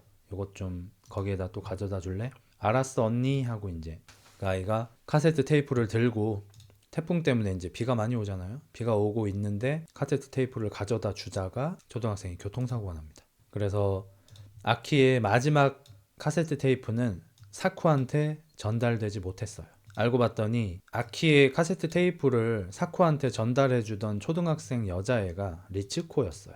서로 몰랐습니다. 리츠코는 영화 시작할 때 짐을 싸다가 옛날에 병원에서 알았던 아키라는 언니가 카세트 테이프를 자기한테 맡겼는데 자기가 교통사고가 나서 그걸 전해주지 못한 그 테이프를 자기가 지금까지 가지고 있었다는 걸 17년 만에 알게 된 거예요. 리츠코는 교통사고가 크게 나서 장애가 생겼으니까 몇 달 동안 병원에 입원해 있어가지고 카세트 테이프 생각을 아예 못하고 있었던 거야. 그래서 어머니가 그걸 챙겨가지고 어디에 이렇게 뒀었는데 그것도 이제 이번에 처음 듣게 된 거죠. 그걸 듣자마자 17년이나 지났지만 다시 그 고향으로 돌아가서 이 카세트 테이프를 이 사람을 찾아서, 그러니까 아키가 죽은 줄도 몰라요, 리츠코는. 그래서 아키를 찾아서 사쿠를 찾아서 카세트 테이프를 전달을 해줘야겠다라는 생각으로 자기 남자친구한테, 예비 신랑한테 잠깐 어디 갔다 온다고 하고 여기 고향 땅으로 돌아온 거였고, 아키가 죽은 걸 이번에 17년 만에 알게 되고 충격을 받아서 비를 맞고 좀 싸돌아다니다가 사진관 아저씨가 비 맞지 말고 들어와 있으라 그래가지고 들어가 봤더니 그 안에 자기 약혼자인 사쿠와 옛날에 병원에서 알았던 아키가 결혼 사진을 찍어서 거기에 전시되어 있는 것까지 확인을 하고, 리츠코는 그때 아키 언니하고 테이프를 교환했던 게 내 남자친구구나 라는 걸 알게 됩니다. 사쿠도 리츠코가 사진관에서 그걸 알게 된 걸 알게 되고요. 열심히 리츠코를 찾아서 공항에서 리츠코를 다시 만나게 되고요. 리츠코가 사쿠한테 사과를 합니다. 울면서 아키 언니의 마지막 테이프 전달 못해줘서 너무 미안하다고. 사쿠는 고마웠다고 얘기하죠. 네 덕분에 아키하고 많은 걸 나눌 수 있었다고. 그래서 둘이서 같이 아키의 유골을 조금 담아서 호주 울룰루에 가서 유골을 뿌려주면서 이 영화가 끝이 납니다. 이 영화는 이제 이 당시에 주제곡이 좋았던 걸로 이제 유명했죠. 어쩔 수 없이 조금 불러드리겠습니다. You're forever 가만히 눈을 감고 그대를 그리네요. 손에 닿을 듯 가까이. 이 노래가 세상의 중심에서 사랑을 외치다의 한국어 버전 노래입니다. 난 흑자 음색 좋더라. 너 때문에 내가 욕먹는 거야. 너 때문에 내가 욕을 더 먹는 거라고. 흑자님하고 같은 나이인데 왜 잔잔하게 듣는데 눈물이 나는지. 세상의 중심에서 사랑을 외치다 소설 원작인 걸로 알고 있고, 저는 이제 드라마판을 참 재미있게 봤었고, 드라마판, 영화판 둘 다 되게 잘 빠졌습니다. 영화판은 나가사와 마사미, 드라마판은 아야세 하루카. 이게 아마 둘 중에 한 명은 백혈병에 걸린 역할 때문에 실제로 삭발을 했고, 한 명은 분장을 해서 그게 조금 아쉬웠다는 평가 외에는 뭐 안 좋은 평가가 아예 없었던 걸로 기억합니다. 둘 다 슈퍼 탑스타가 되었죠. 아야세 하루카 경우에는 제가 알기로는 10년 넘게 크리스마스를 같이 보내고 싶은 여자 연예인 1위를 한 걸로 알고 있고요. 나가사와 마사미도 같은 앙케이트에서 10년 이상 5위 안에 랭크됐던 걸로 기억합니다. 나 T인가봐. 왜 안 슬프지? 제가 일부러 조금 숨을 죽였어요. 좀 할까? 같이 호주로 떠나기로 하고 공항에 갔잖아요. 근데 결항 소식이 방송을 떠서 사쿠가 뛰어가서 우리 반드시 가야 돼요. 제발 부탁드려요. 안 돼요. 아키가 쓰러졌어. 사쿠가 뛰어가서 아키! 바닥에 주저앉아서 이렇게 안은 다음에 아키! 다이조부까? 호주 못 가는 거야? 다음에 가자. 다음이나요? 아씨한테 다음 이나이요. 지금 아직 살아 있을 때 기절해버려. 사쿠가 아키 다스케테 쿠다사이 다스케테 쿠다사이. 오열을 한다고. 웃어? 사이코패스들아. 아키가 죽었다고. 저는 이번에 볼 때는 되게 의외로 어, 이건 좀 오네요. 오늘 최대한 안 울면서 하려고 했는데 아키 아버지가 아키가 처음으로 쓰러졌을 때 사쿠를 진짜 주먹으로 때리기도 했고 뭐 드라마 같은 경우에서는 좀 오랫동안 남자 주인공을 미워해요. 너랑 놀러 갔다가 쓰러졌으니까. 근데 이제 마지막 쯤에 사쿠가 아키하고 같이 호주에 가고 싶다고 말을 하는데 가면 안 되는 게 당연하잖아요. 백혈병에 걸렸으면은 세균인 이런 균이나 바이러스 이런 게 엄청나게 취약하기 때문에 무균실에서 있어야 하잖아. 근데 이제 병원에서도 준비를 하라고 하고 이제 게 사실상 확정이 됐고 이제 시한부인데 언제 줄지 모르는데 아키하고 친하게 지냈던 그 백혈병동에 있었던 비슷한 나이대 애도 그냥 아침에 살아 있었는데 오후에 갑자기 죽어버렸어요. 그래서 아키가 갑자기 집에 가고 있는 사쿠한테 뛰어와가지고 안기면서 왜 그래 아키? 그러니까 막 누구가 죽었어 라고 하면서 이제 처음으로 이제 두려움에 떨기 시작하는데 그래서 아키의 아빠가 처음에는 사쿠가 병문안 오는 것조차도 굉장히 싫어했었는데 뒤에쯤에 가서 이제 호주에 가고 싶다고 하는 거를 허락을 해주면서 아주 깜깜한 병원 복도에서 단둘이 앉아서 아키 아빠가 사쿠한테 약간 네가 부럽다는 듯이 나는 딸한테 아무것도 해줄 수 있는 게 없어. 아무것도 못 해줘 라면서 이제 오열을 하거든요. 근데 사쿠는 어쨌든 아키가 호주에 울룰루에 가고 싶다라는 걸 이렇게 해줄 수 있는 상황이잖아. 그게 참 그랬죠. 저는 이제 옛날에 봤을 때보다 그렇게 재미있게 보지는 못했어요. 왜냐하면 내가 이제 나이가 들어버리니까 내가 이걸 봤던 때가 막 20살 때, 21살 때 이럴 때잖아. 21살 때 본 것 같네요. 이때 내가 이걸 봤을 때는 나도 갓 성인이었고 그래서 사쿠한테 굉장히 감정이입을 했죠. 사랑하는 여자를 잃는. 근데 지금 이제 40대가 되어서 보니까 조명하지 않아도 아키의 부모님이 이제 너무 보이는 거예요. 당연히 이 영화는 이 둘한테 95% 조명하거든요. 그냥 핀 포인트로 핀 조명으로 이 둘을 쏘는데 주변 사람들은 자세히 조명해주지 않아요. 그럼에도 불구하고 진짜 막 2분 3분씩 나오는 아키의 아빠나 엄마가 눈에 보이는 거가 어쩔 수 없더라고요. 그래서 참 이게 우리 시절 인연이라는 게 있잖아요. 누구랑 친하게 지냈다가 지금은 연락하지 않는다고 해서 반드시 나쁜 게 아니라 그냥 그 시절에 행복했던 인연이었다라는 그런 말이 있듯이 저는 약간 시절 영화도 있는 것 같아요. 그래서 제가 21살 때 이 영화를 봤을 때의 느낌과 지금 이 영화를 봤을 때의 느낌이 이렇게 다르잖아요. 그래서 지금 보니까 좀 별로던데 라고 하는 말이 아니라 21살 때 이걸 봐서 참 좋았다라는 생각을 좀 했어요. 이제 저는 여행을 싫어하고 여러분이 형 여행 좀 가라고 할 정도로 이런 사람이지만 저는 사실 약간 영화를 보는 게 저한테는 여행 같은 그런 느낌인데 21살 때 세상의 중심에서 사랑을 외치다를 볼 때 그 기분을 그때밖에 못 느끼는 것 같아요 사실. 뭐 물론 더 다양한 경험이나 이런 것도 적절한 나이 때 좋은 시기에 하면 참 좋겠지만 나는 그거는 못했지만 어쨌든 20대 때 영화를 많이 보면서 제 나름대로 좋은 추억을 많이 쌓은 것 같습니다. 그래서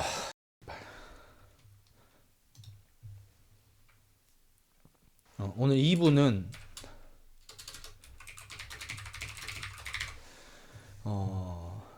지금 만나러 갑니다인데 이번에 봤을 때는 이 작품이 더 좋게 보였습니다. 왜냐면 이건 가족의 이야기죠. 그래서 40대 영포티 새끼가 좀 몰입하기에 좀 더 좋았습니다. 이제 이 당시에 이것도 2005년작이에요. 아까 세중사가 2004년작이었고 이게 2005년작. 요거는 더 잘 기억이 날 수밖에 없는 게 제가 이제 군대에 있을 때고 영화가 아닌 책을 먼저 봤습니다. 그때 이제 특히나 일본 영화가 다른 영화들도 좀 그렇지만 특히 일본 영화가 성공을 하고 나면은 책이 베스트셀러가 됐을 때였어요.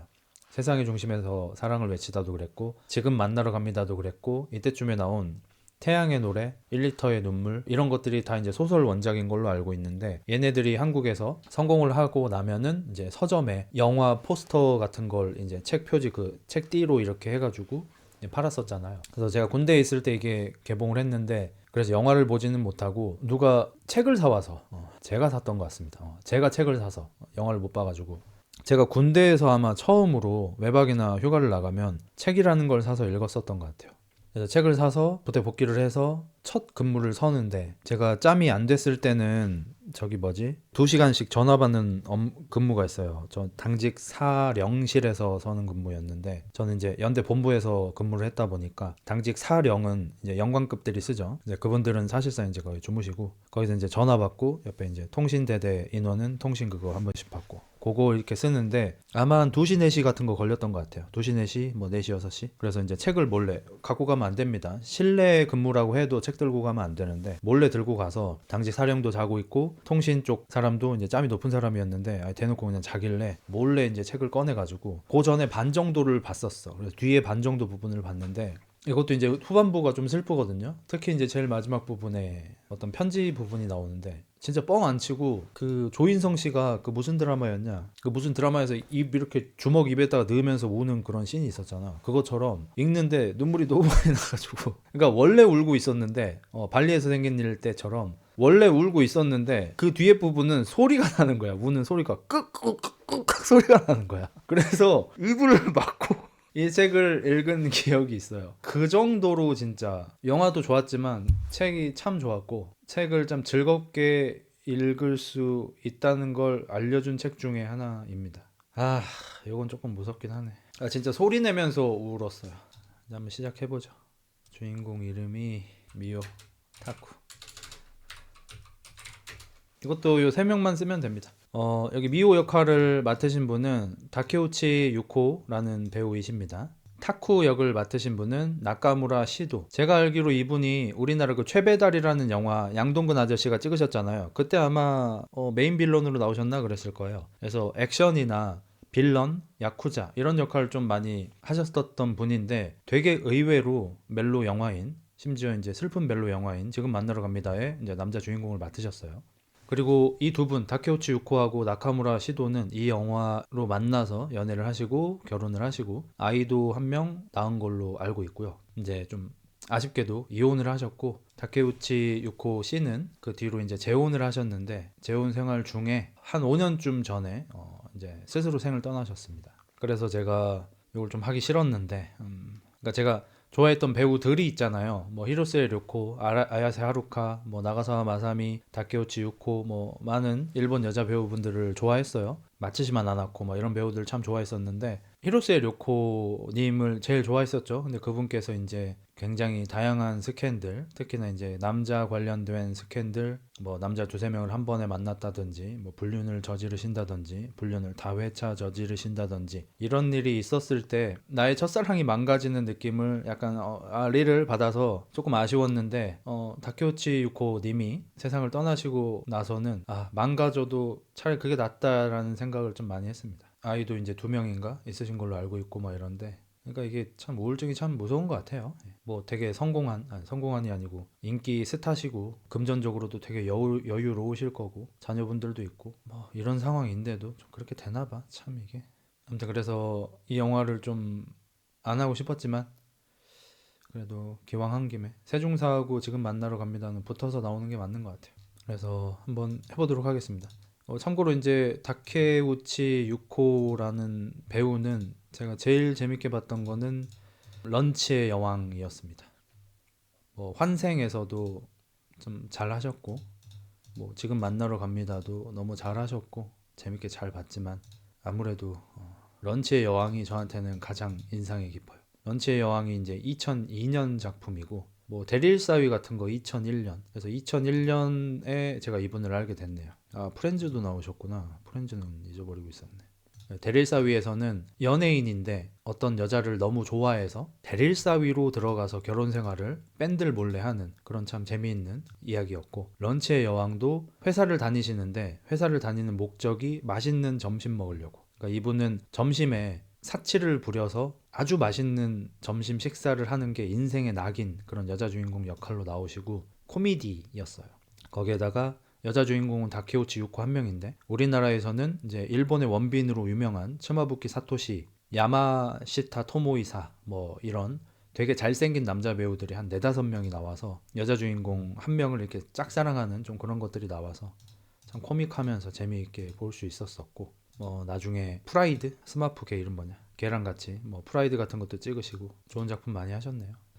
나중에 환생 같은 것도 한번 해보면 좋을 것 같습니다. 세종사 지금 만나러 갑니다. 이런 곳들 보면서 조금 죄송하긴 한데 나가사와 마사미 님은 내가 추억하는 것만큼 막 그렇게 아름다우신 느낌은 아니었다 여서 좀 놀랬고, 다케우치 유코 님은 내가 옛날에 추억하던 그 모습이구나, 진짜 예쁘시다 라고 생각했습니다.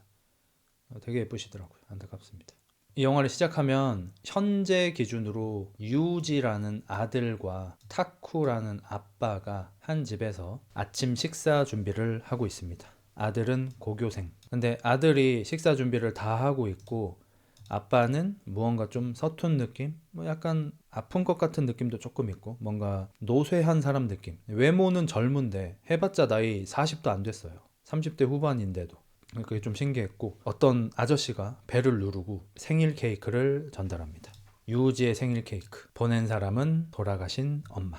엄마가 돌아가시고 나서 12년간, 그러니까 우리 애가 7살인데 앞으로 12년간 만 18세가 될 때까지 생일 케이크를 좀 예약하겠습니다 라고 해서, 엄마는 돌아가셨지만 매년 생일 아침마다 빵집에서 생일 케이크를 배달해 주십니다.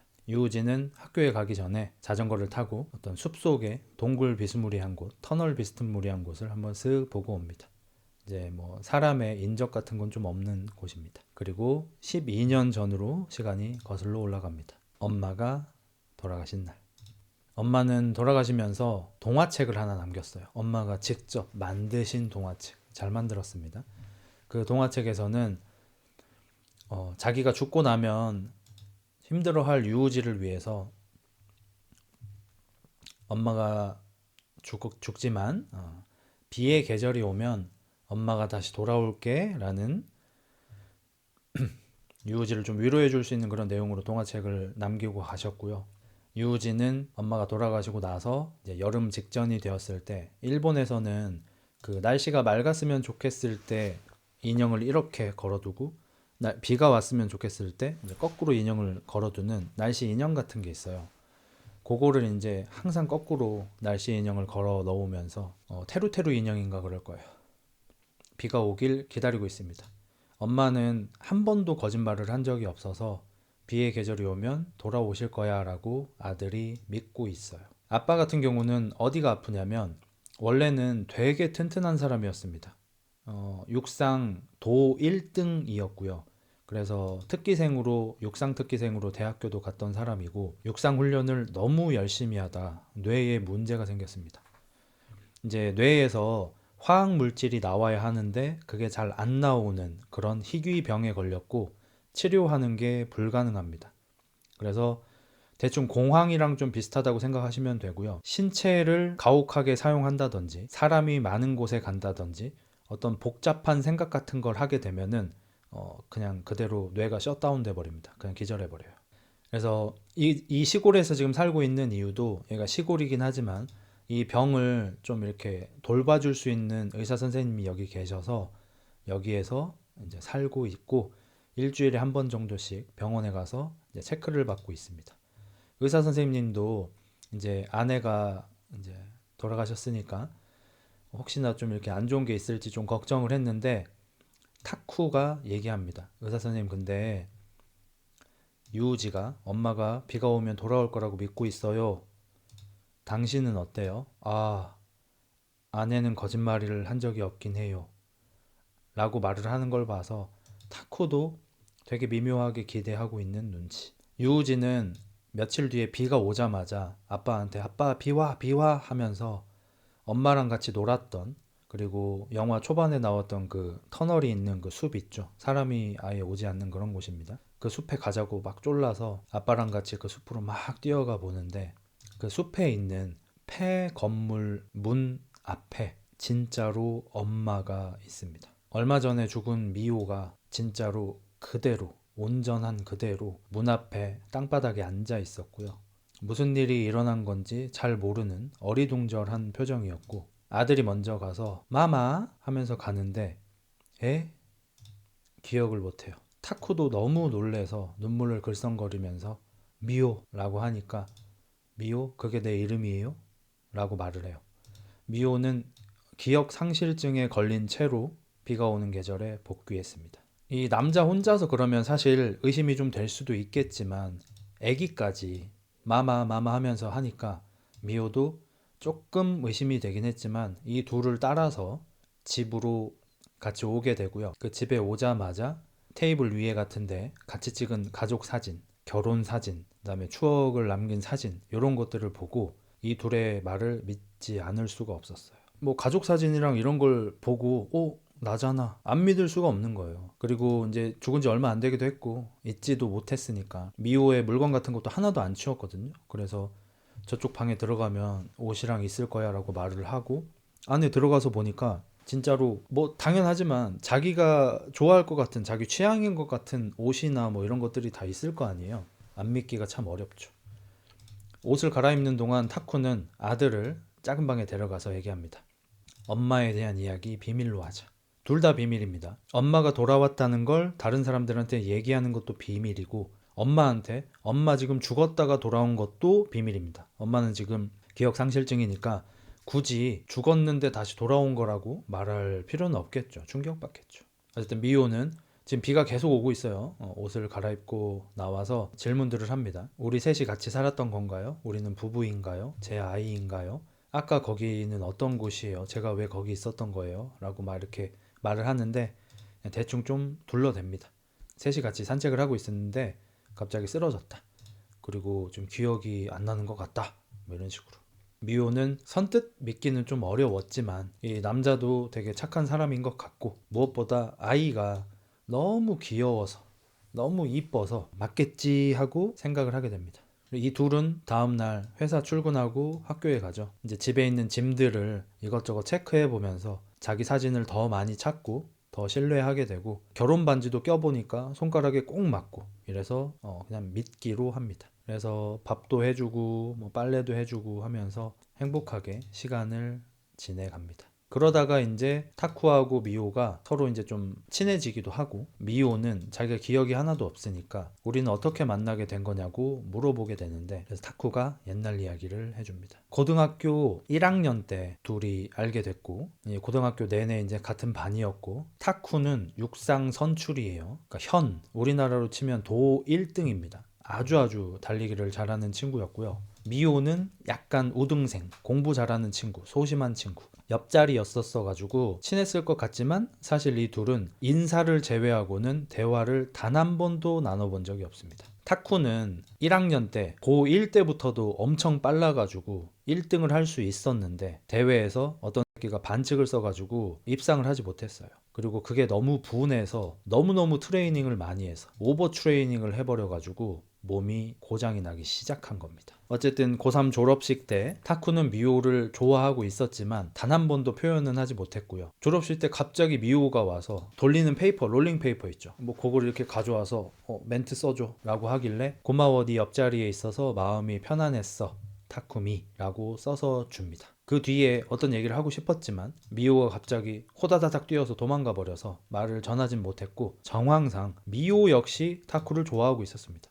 타쿠도 미호를 좋아하고 있었고 근데 이 둘은 대화 한번 해본 적이 없어요. 서로 고등학교 내내 같은 반이었는데도 둘 다 너무너무 소심해서 그러다가 타쿠가 이제 대학교에 육상 특기생으로 갔잖아요. 지방대학교입니다. 근데 미호는 공부를 잘해서 도쿄 대학교로 갔어요. 인도쿄를 했어요. 타쿠가 미호가 너무 보고 싶어서 핑계를 짜내서 짜낸 게 미호한테 전화를 해서 2005년이니까 집전화입니다. 공중전화와 집전화 휴대폰이 없었어요. 2005년이 아니고 요거는 2005년보다도 12년 전이니까 1992년 3년이죠. 그때니까 당연히 휴대폰이 없었습니다. 전화를 해서 저번에 졸업식 할 때 내가 너한테 메시지 써주고 나서 볼펜을 널 줘버렸는데 그 볼펜이 내가 되게 애끼는 거거든. 미안한데 그 볼펜 좀 내가 돌려받아야 되겠어 라고 핑계를 대서 미호와 만나게 됩니다. 20살이 된 미호는 엄청나게 예뻐졌고요. 말도 안 되게 예뻐졌습니다. 그래서 더 떨려. 더 말을 못하겠어. 그래서 볼펜 여기요. 늦게 돌려줘서 미안해요. 다이조부 데스. 예. 미호가 돌아가는데 인생 최대의 용기를 내서 코이 한잔 할래? 커피 한잔 할 시간 있어? 처음으로 데이트를 하게 됩니다. 카페에서 대화만 나누다가 헤어지게 되고요. 이제 미호가 찾아온 거라서 기차역으로 데려다 주러 갔는데 저녁이 되니까 좀 쌀쌀해졌어요. 미호가 용기를 내서 나 손 시려워 라고 하니까 타쿠가 한쪽 주머니를 이렇게 내어주고요. 미호가 손을 넣자 타쿠도 자기 손을 넣어서 손을 잡습니다. 근데 아쉽게도 이 둘은 이렇게 아주 잘 이어지지는 못했습니다. 이 둘이 서로 이제 거리가 너무 멀다 보니까 편지로 주로 연애를 했고 서로 이제 주고받은 편지가 막 수십 통이 될 때까지 이제 편지로 연애를 했는데 타쿠가 대학교에 들어가서 너무 열심히 훈련을 하다가 아까 말한 것처럼 뇌에서 화학 물질이 나오지 않는 희귀병에 걸려버렸어요. 그래서 바로 대학을 그만두고 그냥 시골의 어느 공장 같은 데 취직을 했습니다. 그리고 자기는 미호랑 어울리지 않는 남자라고 생각해서 편지로 딱 그냥 3줄 써서 대충 이유 둘러대서 헤어지는 게 좋을 것 같아. 우리 뭐 거리도 너무 멀고 어쩌고저쩌고 좋은 사람 만나서 행복하게 살았으면 좋겠어. 바이바이 하고 이렇게 편지를 보냈어. 타쿠가 그래서 이제 시골 공장에서 일하고 있는데 한날 미호가 찾아옵니다. 엄청 쭈뼛쭈뼛 용기를 내서 찾아왔죠. 나는 당신하고 계속 만나고 싶다라고 말을 하고 싶어서 찾아왔는데 타쿠는 자기가 미호를 만날 자격이 절대 안 된다고 생각해서 애써서 집에 돌려보냅니다. 그리고 시간이 조금 흘렀는데 타쿠가 아무리 생각해도 미호가 너무 보고 싶은 거예요. 그래서 도쿄에 있는 대학교에 찾아갑니다. 이때 이미 이제 병세가 좀 심각해서 사람이 많은 곳이라든지 뭐 육체 활동을 세게 한다든지 이런 걸 아예 못 하던 시기가 이미 왔거든요. 그래서 사람이 많은 버스를 타고 사람이 많은 기차를 타고 사람이 많은 지하철을 타고 이곳까지 오는 게 너무너무 힘들었는데 온 날 미호가 어떤 남자와 같이 우산을 쓰고 가는 모습을 보고 아, 이미 다른 남자가 생겼구나 라고 생각해서 그냥 포기하게 됩니다. 그리고 나서 한 3, 4개월 정도가 흘렀어요. 어느 날 타쿠한테 타쿠 집에 갑자기 전화가 옵니다. 타쿠미, 나 미호야. 너 만나러 가도 돼? 타쿠는 하고 이 영화 이제 포스터에도 쓰이는 되게 예쁜 해바라기에서 이제 만나게 되는데 미호가 활짝 웃더니 우리는 괜찮을 거야. 다시 만나자. 라고 말을 하고 미호 역시 그냥 대학을 그만둬버리고 타쿠를 위해서 타쿠가 요양할 수 있는 이 시골로 와서 이 둘 지금 나이가 지금 21살밖에 안 돼요. 21살이에요. 결혼을 하고 아이를 낳고 살다가 미호가 28살에 이제 죽게 된 그런 이야기입니다. 미호는 이 이야기를 들으면서 이제 조금씩 기억이 살아나는 그런 느낌이 좀 들고요. 아들 유지가 엄마랑 같이 타임캡슐을 묻어둔 거 있는데 원래는 내년에 열기로 했는데 엄마랑 같이 지금 열고 싶어요 라고 해서 타임캡슐을 찾아요. 거기에는 이제 철제 상자가 들어있었고 유지는 이제 학교에 가야 돼가지고 같이 열어보지 않고 미호가 이제 먼저 열어봤는데 그 안에는 연애 시절에 타쿠하고 미호가 서로 주고받던 편지들이 들어있었고 미호의 다이어리, 여자 주인공의 다이어리가 들어있었습니다. 일기장이. 무슨 내용인지 모르겠지만 그걸 읽은 미호는 갑자기 다음 날부터 이제 7살밖에 안 된 아들 유지한테 요리하는 방법, 청소하는 방법, 세탁기 돌리는 방법, 진공청소기 쓰는 방법 등을 알려주기 시작했고요. 타쿠한테도 뭔가 되게 애틋해졌습니다. 그리고 유우지의 생일이 다가오자 아까 말한 것처럼 시내 쪽에 있는 제과점에 찾아가서 생일 케이크를 준비하고 앞으로 12년 동안 자기 아들이 만 18세가 될 때까지 몇 월 며칠에 케이크를 배달해 달라고 하고 이제 값도 치렀습니다. 그리고 뭔가 이제 시간이 얼마 남지 않은 듯 미호는 타쿠한테 오늘 밤 안기고 싶다고 말을 하고요. 이 둘은 아주 로맨틱한 밤을 보냅니다. 이게 영화에서는 나오지 않는데 책에서는 나오거든요. 이날 이 둘이 기억을 잃은 뒤로도 같이 부부 생활을 한 지 지금 3달째거든요. 그러니까 이제 당연히 부부니까 잠자리를 할 만하잖아요. 근데 이제 타쿠는 좀 미안하니까 아픈 것 같으니까 최대한 이렇게 피하고 있었는데 미호가 이제 괜찮다고 해서 잠자리를 하는데 이때 이제 미호가 좀 아파합니다. 영화에서는 그런 장면이 좀 빠지고요. 이제 다음 날이 되었고요. 장막이라서 비가 오거나 항상 날이 흐렸었는데 점심쯤 해서 갑자기 화창하게 날씨가 개기 시작합니다. 학교에 있던 유우지가 선생님한테 꼭 집에 돌아가야 된다면서 집으로 뛰어오고요. 7살짜리 애가. 타쿠 역시 회사에 있다가 이제 장마가 끝났다는 뉴스를 보고 창밖이 아주 맑아진 걸 보고 자전거를 타고 집으로 복귀를 합니다. 유우지가 먼저 도착을 했고요. 엄마랑 같이 놀았던 그 숲으로 가고요. 미호는 아들 유지를 안아주면서 엄마가 이제 없더라도 아빠 잘 부탁해 라고 얘기를 하고, 아들은 이제 숨겨뒀던 이제 자기 마음을 얘기합니다. 엄마가 나 때문에 죽어서 미안해 라고 합니다. 예. 미호 장례식 때 이제 엄마 쪽 친척들이 와가지고, 미호가 원래 건강했었는데 저 아들 유우지를 안 낳았어야 되는데 억지로 낳다가 병을 얻어서 결국 이렇게 죽네라고 뒷담화를 하던 거를 아들이 들어버렸어요. 그래서 엄마가 자기 때문에 죽었다고 이제 되게 죄책감을 갖고 있었는데, 이제 그걸 듣고 이제 미호는 당연히 절대 그런 거 아니라고, 엄마 거짓말 안 하는 거 알지? 절대 그런 거 아니라고. 그리고 유지가 아빠하고 엄마한테 행복을 가져다 줬다고, 그리고 어쩌면 아빠하고 엄마는 유지를 만나기 위해서 만나게 된 운명을 받은 걸 거야. 절대 그렇게 생각하지 마. 아빠 잘 부탁해 라고 이야기를 합니다. 아들이 참 성숙한 게 아빠가 빨리 와야 되는데 걱정이야 라고 얘기를 해요. 그래서 미호가 아빠 오고 있을 거야, 작별 인사 할 수 있을 거야 라고 말을 하지만, 유우지는 하지만 아빠는 맨날 늦는 걸 하고 걱정을 하고, 타쿠는 뛰면 안 되는 몸이지만 죽을 힘을 다해서 뛰어서 다행히 아내가 사라지기 전에 도착을 합니다. 도착하자마자 지켜주지 못하고 행복하게 해주지 못해서 미안했다고 사과를 하고, 미호는 그런 남편을 안아주면서 아들하고 아빠가 똑같이 자기들 마음대로 착각하네, 당신 때문에 너무 행복했다고, 고등학생 때 처음 만났던 날부터 당신 때문에 계속 행복했다고, 유지 부탁한다고 얘기를 하고, 그날처럼 아 추워 라고 말을 하니까 남편이 주머니에 손을 잡고 미호의 손을 넣어주고, 그렇게 미호는 어느새 완전히 사라집니다. 미호가 사라지고 나서 이제 타쿠는 집에 있는 미호의 일기를 읽게 되고요. 여태까지는 항상 타쿠의 입장이었잖아요. 근데 미호의 입장에서 이 둘이 어떤 일이 있었는지 알려주게 됩니다.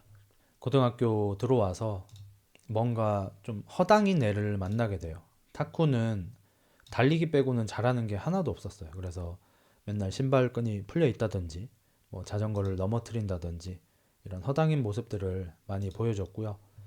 미호는 그때부터 이미 타쿠를 좋아했고, 일기장에 타쿠를 처음 만난 날 어쩌면 사랑에 빠진 것 같다, 1학년 3반 1번 타쿠미, 내 첫사랑 이렇게 써놓습니다. 하지만 너무 소심해서 고등학교 3년 내내 말을 못했을 뿐이고요. 미호는 타쿠를 좋아해서 약간 자원봉사로 육상 경기 대회 하는 그런 안내원도 하러 갔는데, 타쿠가 반칙을 당해서 넘어지는 걸 보고 화가 너무 나서 시상식을 하고 있는데 차단기를 내려서 불을 다 꺼버리는 등 자기 나름대로 타쿠를 향한 마음을 항상 잃지 않고 키워가고요.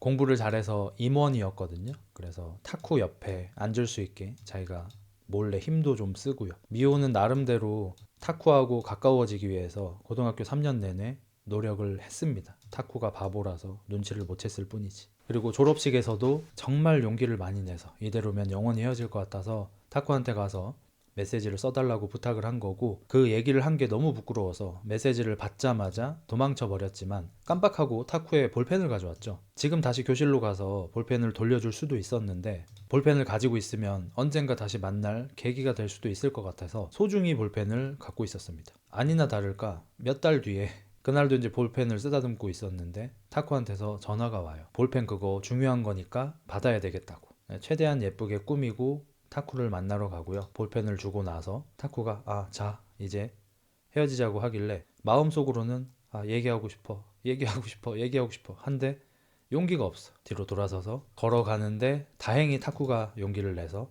커피 마실 시간 있어? 있어. 그렇게 둘이 첫 데이트를 하고 주머니에서 손도 잡고, 만나지는 못하지만 편지를 주고받으면서 미호는 행복하게 연애를 하고 있었어요. 몇 달간. 근데 갑자기 어느 날 편지가 와서 열어보니까 딱 3줄로 별 시덥지 않은 이유로 헤어지자고 합니다. 미호는 납득할 수 없었고요. 시골 공장 같은 데서 일하고 있는 타쿠를 찾아가서 나는 괜찮다, 계속 만나고 싶다라고 얘기를 하고 싶었는데 미호가 말도 꺼내지 못하게 타쿠가 계속 말을 끊으면서 언젠가 동창회 같은 데서 만나자.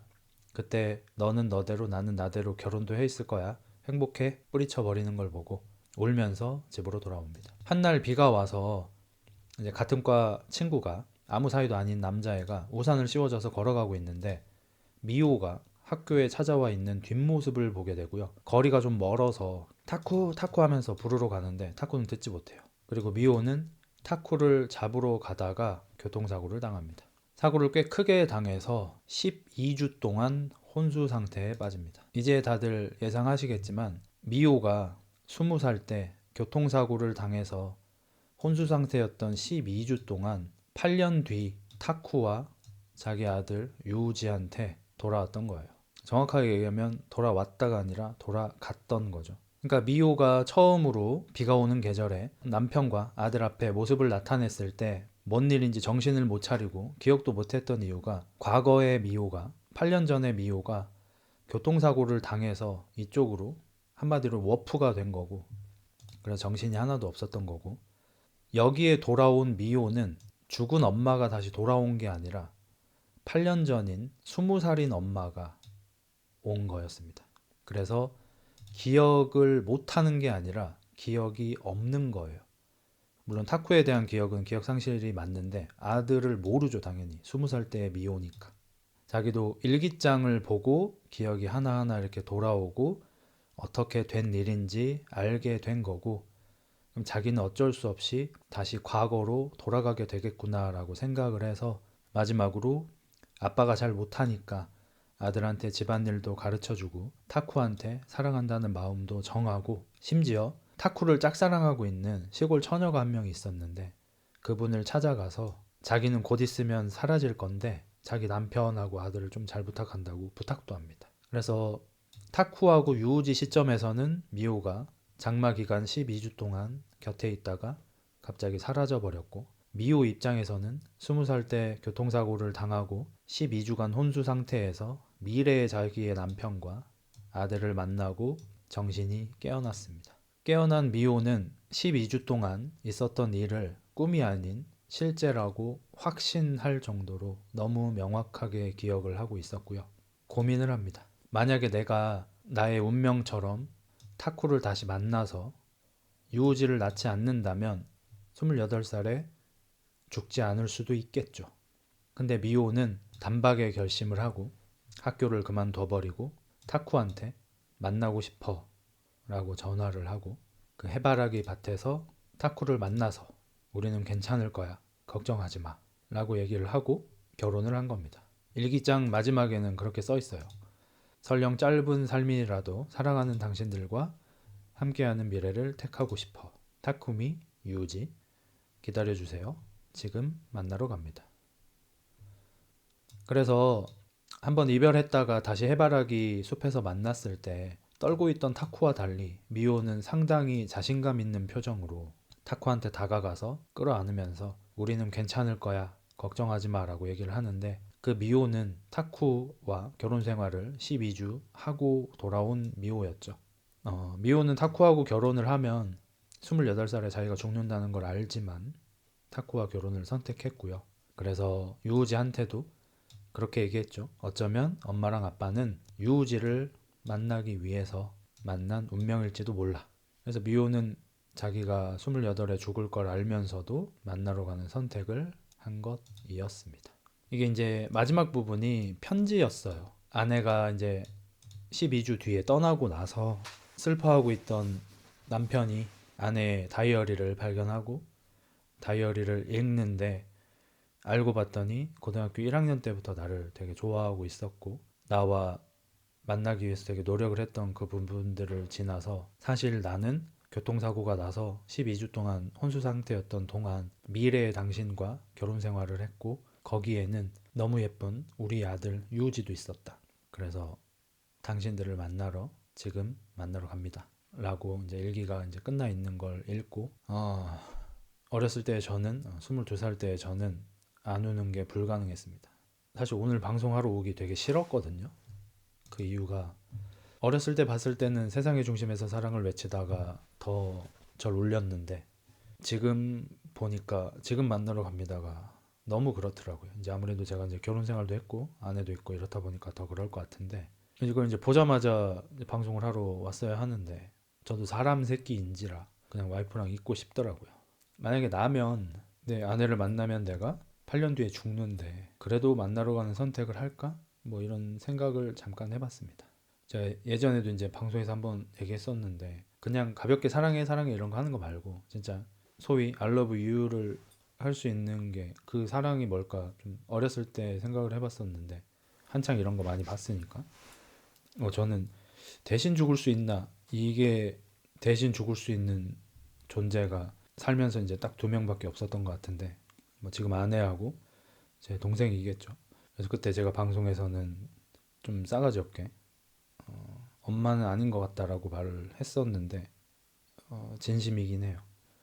이제 어머니는 많이 사셨으니까 엄마를 대신해서 죽을 생각은 어렸을 때도 없었고 지금도 없어요 사실. 제가 뭐 되게 불효자고 쓰레기여도 어쩔 수 없습니다. 그게 제 진심이라서. 근데 만약에 동생이나 제 아내면은 될 것 같은 느낌이긴 해요. 실제로 할 수 있을진 잘 모르겠지만 저는 이게 약간 소심한 사람들의 힘이라고 생각하는데 아까 이 타쿠하고 미호가 고등학교 시절에 너무 답답하게 서로가 서로의 마음을 전하지 못하고 다가가지 못하는 걸 보고 어떤 친구가 일본 감성 버겁다 막 이런 채팅도 쳤잖아요. 저는 뭐든지 다 장단점이 있다고 생각해요. 진짜 나빠 보이는 것에도 심지어 장점이 있고 너무 좋은 것 같은 것도 단점이 있고 뭐 이러더라고요. 그래서 이 둘이 그런 부분에 있어서 엄청 답답했지만 그런 사람이기 때문에 또 이런 사랑을 할 수 있는 거 아닙니까? 이 타쿠의 전문의께서 이 스토리를 들었어요. 미호에 대한 스토리를. 그리고 타쿠가 제가 한 얘기를 믿으세요라고 물어보니까 글쎄요. 근데 타쿠 씨는 거짓말 사람은 아니니까 거짓말 할 사람은 아니니까라고 하면서 죽은 아내가 돌아온 것에 대해서 그렇게 깊이 생각하지 않으시더라고요. 그러니까 돌아왔는지 안 돌아왔는지 타쿠가 거짓말을 하는지 안 하는지는 애초에 관심도 없으시더라고요. 근데 그 전문의가 뭐라고 했냐면 사람들 중에는 몇 번을 만나도 무조건 사랑에 빠지는 그런 사람들이 있는데 두 분이 그렇군요 라고 하더라고요. 뭐 제가 선입견일 수도 있는데 고등학교 때 나 쟤 마음에 들어 나도 나쁘지 않아 우리 사귈래? 스키야 때? 오키 오키 어디 놀러 갈래? 노래방 갈래? 이런 애들이었다면 절대로 이런 사랑을 할 수 없다고 생각합니다. 그게 나쁘다는 건 아니고요. 이런 사랑이 더 옳고 소위 뭐 급이 높은 뭐 소위 더 진정한 사랑이다 이렇게 얘기하는 게 아니에요. 근데 그런 사람은 또 그런 사람들 나름의 행복한 사랑을 할 거고 이런 사람들은 또 이런 사람들 나름의 행복한 사랑을 할 텐데 꼭 미호가 죽는 걸 알고서도 사랑을 했다 이걸 빼고서라도 타쿠가 아프고 그래서 변변한 직장을 잡진 못해요. 막 월급 200만 원 정도 줄 수 있는 그런 사무실에서 소소한 일만 평생 해야 해요.